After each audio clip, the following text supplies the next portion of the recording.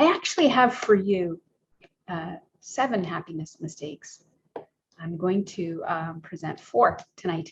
And if you would like to get the rest of them, I'll give you a link that you can download them from. And I'm going to dive in then. So here's a #1 mistake people make trying to be happy, trying to control thoughts. Anybody here tried to do that? Yeah.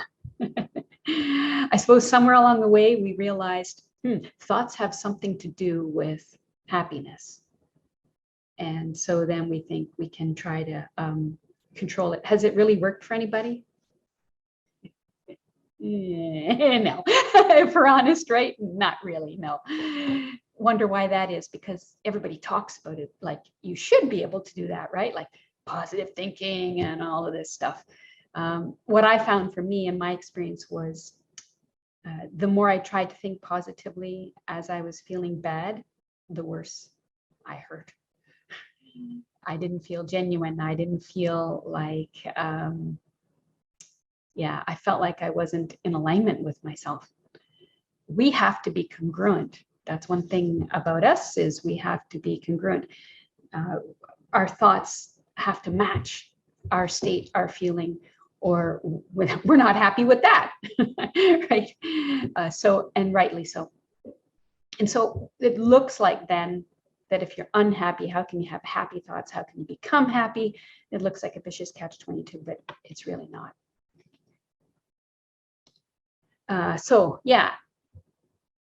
So if you've really tried hard, then you know that the harder you try, the more it hurts. That's what I discovered anyway. It just doesn't work. But here's the secret. You don't have to control your thoughts. Feeling is like a magnet. When you feel bad, bad thoughts come easily and effortlessly. And when you feel good, good thoughts come easily and effortlessly. So the secret is to feel good first. How do you do that? So I stumbled across how to do that. And I have a series of questions that you ask yourself and you answer. And that helps you shift your state. And then you're genuine with thoughts. I won't dive in too deeply into that. I'll go in deeply into that another time. But I'll just get to the #2 mistake people make, is that they believe that things, people, or events make them happy or unhappy. Yes, I got some nods there. And even if we say we don't believe that, we still act like it's real and true, right? We get upset when someone doesn't do or say something we want them to do, or when they do or say something we don't want them to do. And so in practice, we're living this way. We're living as if that's true. I call that the happiness lie. The belief that things, people, or events make you happy or unhappy. And we got a few more people coming in. I'll just welcome them before I carry on. This is going to be a small group tonight, and that's always nice, because then we can have a little conversation also. We got Nancy and Leonie. Here we go. Welcome, Nancy. Hi, Leonie. I am right now on happiness mistake and #2. Oh, we have Janine also coming in. So believing that things, people, or events make you happy or unhappy, what do we do then? We go around trying to get things, people, or events, right? Or prevent events so that we won't be unhappy. And this is the happiness lie, that it's not true, that happiness is completely detached, actually, from things, people, or events. Believe it or not. If you don't believe it and you believe the opposite, you believe that people do make you happy or unhappy, you're in for an unhappy ride. Because people won't do the things you want them to do. They won't say the things you want them to say. And so then we suffer. So this is a lie that we have inherited. And it's critical. You might want to write it down. I've discovered that we actually don't want things, people, or events We want the feeling we mistake them for. We literally mistake people for feelings, things for feelings, and events for feelings. So again, we're back to feelings. It's all about feelings. Everybody wants to feel good, feel happy. And so we've confused things for feeling, and we think we need things. And so we ignorantly pursue things. And that's futile because the world, people, events are constantly changing, no matter what we want, right? We got to grow up out of this because as children, that's what children are like, right? I want this, I want that. I'm not happy if they don't get it.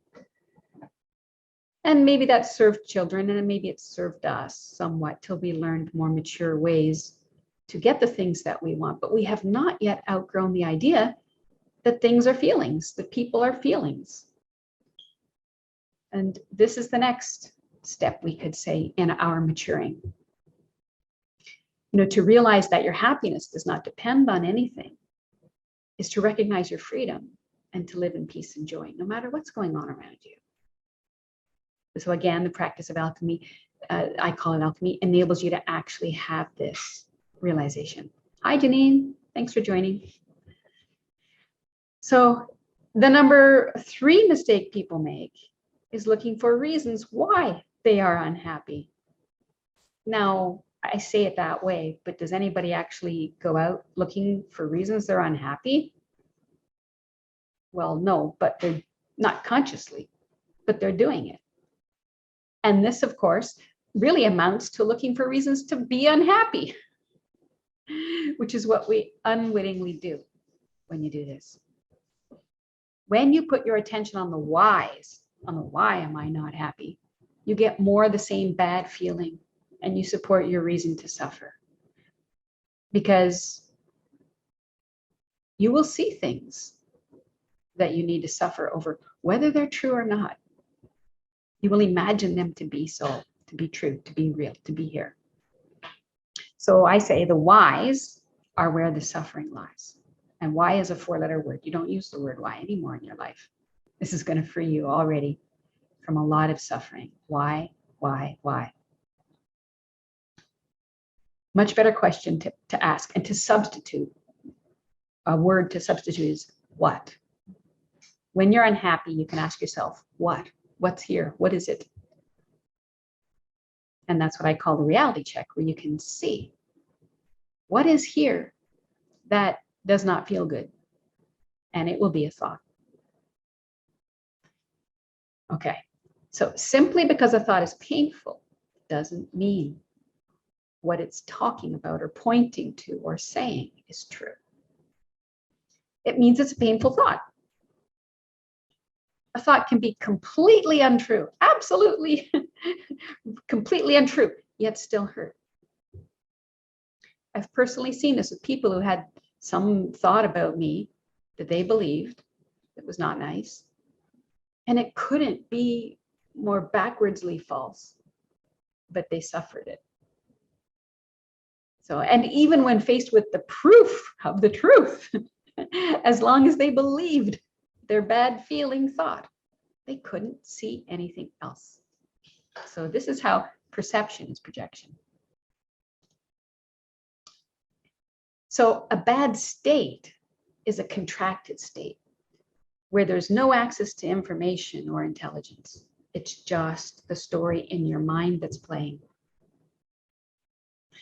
In a different story, I was sitting with a friend in a restaurant who told me a story about when she was sitting in a restaurant and saw an airplane go by. When she noticed the thought, oh, what would I do if that airplane blew up? And immediately she recognized the absurdity of following that train of thought. But she grabbed the next one, the next thought instead, without seeing its absurdity. And the next one was, what a crazy thought to have. And off she went, into the painful discursive thinking pattern called suffering. What is wrong with me? Why do I have these thoughts? Those are also just thoughts. But she believed those thoughts, but didn't continue along with the airplane thoughts. It was dropped. It was dropped because it can be dropped, because thoughts are optional. They're not truth. They're not reality. Now, why did she drop the airplane thought? Because she didn't believe it, and she was not interested in it. See, what you're most interested in is what you will experience, good or bad. Okay, so those are the 4 happiness mistakes I see people making. And you can get all 7, there's 7. If you go to happinessmistakes.com, you can download the PDF, the article. A lot of the things I just said here will be in there, so you'll have that. And you'll get the other 3 mistakes. You know, as the time was coming up to this webinar, I was realizing, of course, there's many more mistakes people are making. And as you start to have insight into what's going on here, you'll start to notice them more and more and more. And noticing them is half the battle to releasing them.